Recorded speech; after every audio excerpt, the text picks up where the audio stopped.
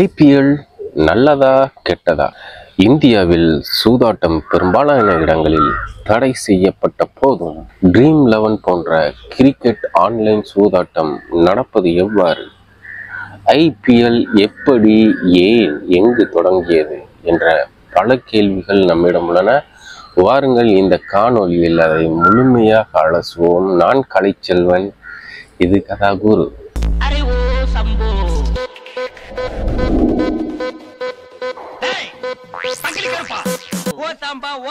அடிக்கடி சொல்றீங்களே, அது யாருங்க? நான் கொப்பாரா?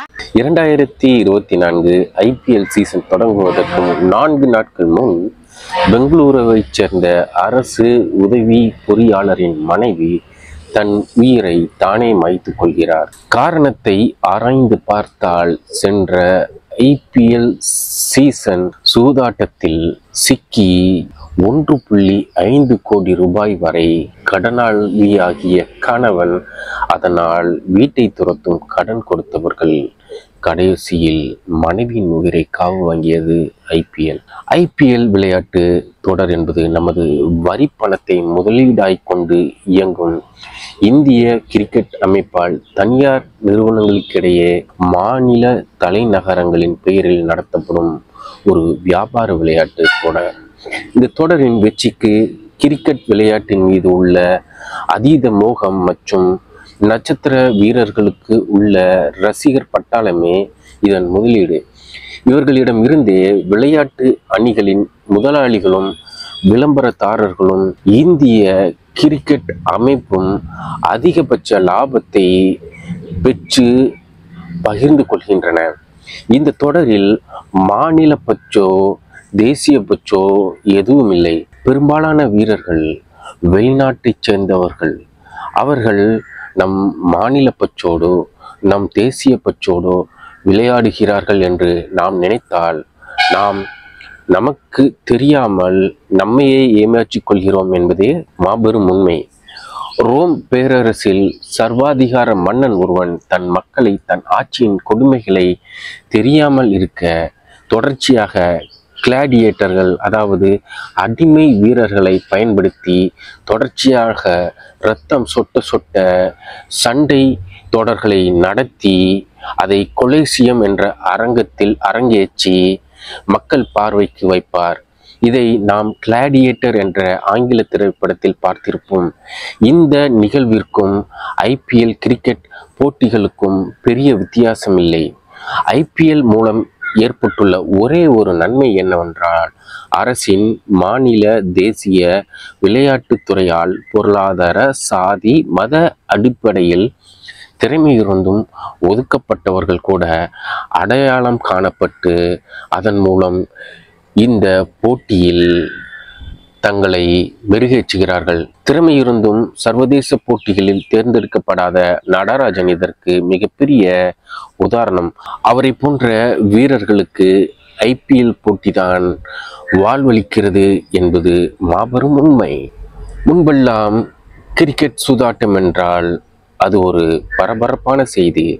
பெரும்பாலான குஜராத்தி பணம் படைத்த சேட்டுக்கள் கோடி கோடியாக அதில் வாரி இறைத்து விளையாடுவார்கள். தற்போது சாதாரண குடிமக்கள் கூட அந்த விளையாட்டில் பங்கு பெற நிறைய பெட்டிங் ஆப்களே வந்துவிட்டன. அது சட்ட ரீதியாகவும் அங்கீகரிக்கப்பட்டுள்ளது. அதிகாரப்பூர்வமாக இந்த சூதாட்டம் பரவலாகியுள்ளது. உள்ளூர் முதலாளிகளால் நடத்தப்பட்ட லாட்டரி சீட்டு சூதாட்டத்தை தடை செய்த நம் அரசு ஐபிஎல் மூலம் நடைபெறும் உலக முதலாளிகளுக்கான கிரிக்கெட் சூதாட்டத்தை அங்கீகரித்துள்ளது ஆச்சரியத்தை ஏற்படுத்துகிறது. அந்நியன் படத்தில் வரும் வசனத்தை போல 1 கோடி பேரிடம் 5 பைசா திருடினால் திருட்டுத்தானே, அதுபோல பல கோடி பேருக்கு மேல் சூதாட்டத்தில் ஈடுபடுத்தி சூதாடுகிறது பெரும் நிறுவனங்கள். நீதிமன்றம் சென்றால் இது வெறும் அதிர்ஷ்டம் அடிப்படையில் ஆனது இல்லை, இது திறமை அடிப்படையில் ஆனது என்று சப்பை கட்டுகின்றன கோடிகளில் சம்பாதிக்கும் பெரு நிறுவனங்கள். விளம்பரங்களில் இந்த விளையாட்டால் நிதி அபாயம் மற்றும் உங்களை உளவியல் ரீதியாக அடிமையாக்கும் அபாயம் உள்ளது என சொன்னால் போதுமானது என நினைக்கிறது இந்த நிறுவனங்கள். குடி நாட்டிற்கும் வீட்டிற்கும் கேடு என்பது போல இதில் மிகவும் ஆபத்தானது என்னவென்றால் இதில் சிக்கியிருக்கும் பெரும்பாலான நபர்கள் இளைஞர்கள் என்பதே. Dream11 என்ற ஆப் எப்படி நம் பணத்தை சுருட்டுகிறது என்பதை தற்போது பார்ப்போம்.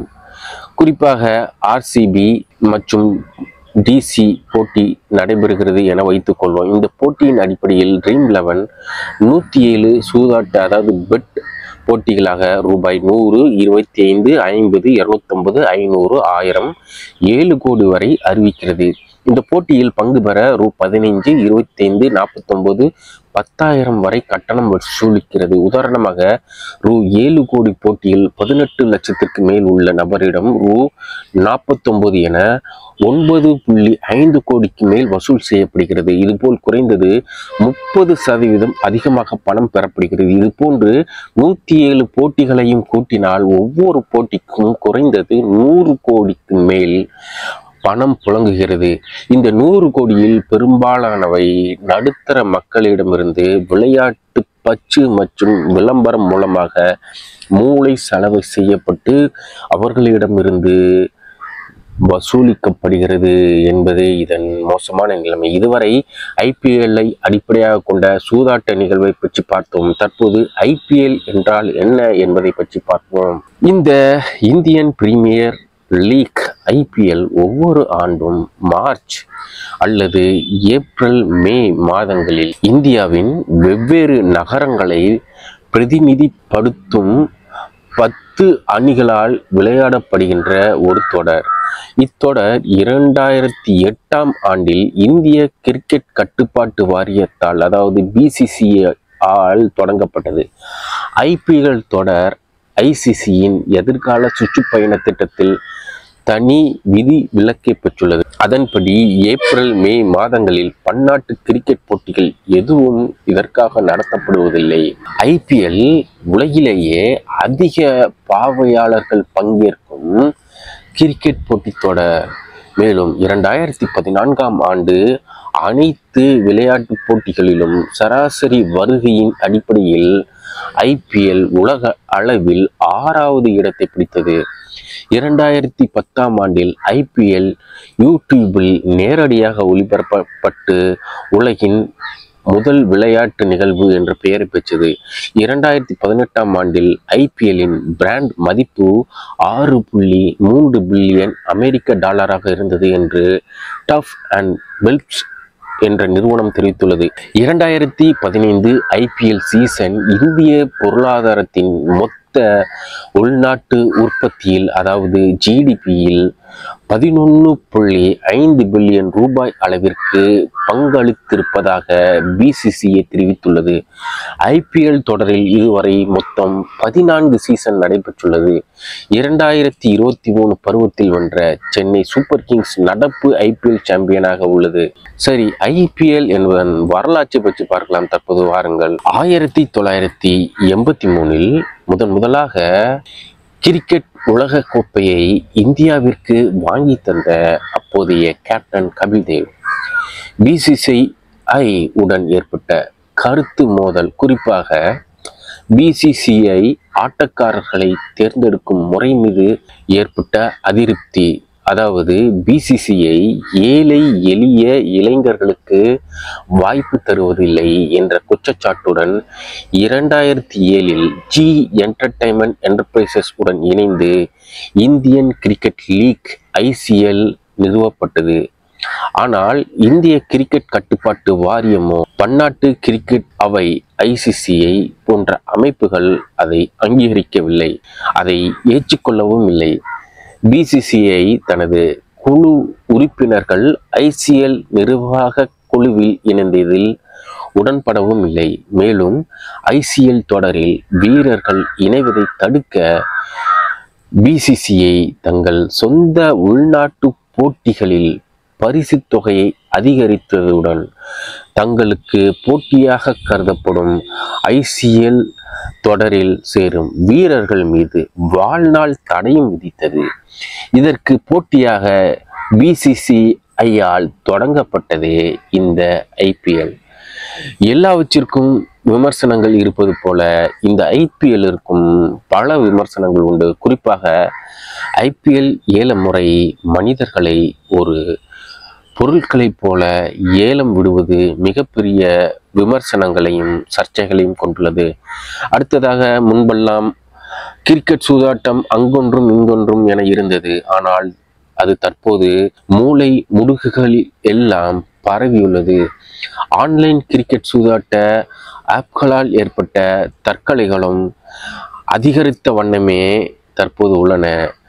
கபில் தேவ் மீது ஆதாரங்கள் இல்லாமல் வைக்கப்பட்ட சூதாட்ட குற்றச்சாட்டுக்கு அவர் பொது வழியில் அழுது மறுப்பு தெரிவித்ததின் எதிர்வினையாக ஆரம்பிக்கப்பட்டதே இந்த ஐபிஎல் என்பது குறிப்பிடத்தக்கது. தற்போதைய பிசிசிஐயின் சேர்மன் அமித்ஷாவின் மகனான ஜெய்ஷா அவரின் நடவடிக்கைகளும் பல விமர்சனங்களுக்கு உள்ளாகின. குறிப்பாக ஐபிஎல் போட்டிகளுக்காகவே இந்தியாவில் நடைபெற்ற உலக கோப்பை போட்டிகளை இருட்டடிப்பு செய்தார் என்ற விமர்சனமும் அவர் மீது உண்டு. இவ்வளவு விமர்சனங்கள் இருந்தாலும் ஐபிஎல் மீதான மக்களின், குறிப்பாக இளைஞர்களின் மோகம் கூடிக்கொண்டே போகிறது.